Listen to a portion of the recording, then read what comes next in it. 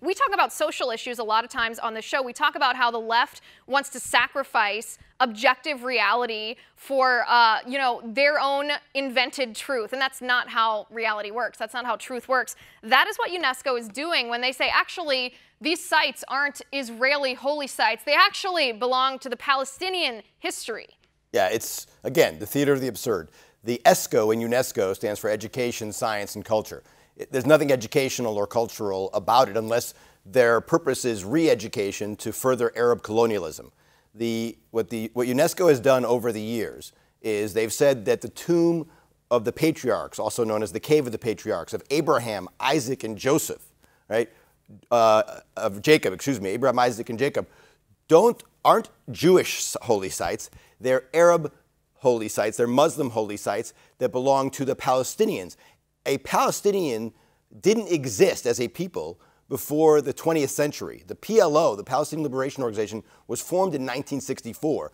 Before 1900, there wasn't a single Arab on the planet who referred to him or herself as a Palestinian. Yet they're talking about the tomb of the patriarchs of Abraham, Isaac, and Jacob from 3,000 years ago, plus belonging to being Islamic and Palestinian holy sites.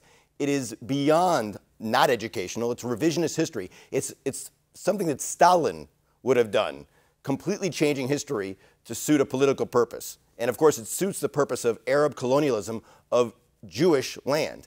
Same thing in Jerusalem. They took the Temple Mount, which is the holiest site in Judaism, where the two holy temples of King Solomon and then the subsequent temple when the Jews returned from exile in Babylon over 2,500 years ago, and both of them had the Ark sitting there. The Holy of Holies was there. That's the Temple Mount. And only after the Arabs conquered that site in the 7th century, over 1,000 years later, did they then build the Dome of the Rock, the mosque that's there now. As colonialists often do, they take their most magnificent buildings and put them on top of the buildings of the people they conquered.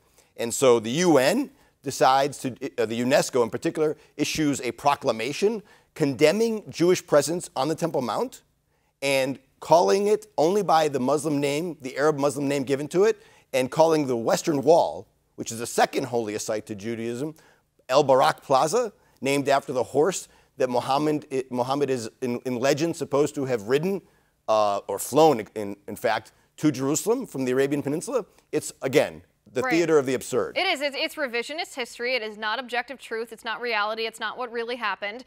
There's only one reason that UNESCO would be taking this side and pushing this propaganda, essentially trying to indoctrinate people's minds, and that is opposition to Israel, to attack Israel's right to exist. And again, kudos to Nikki Haley for calling that out.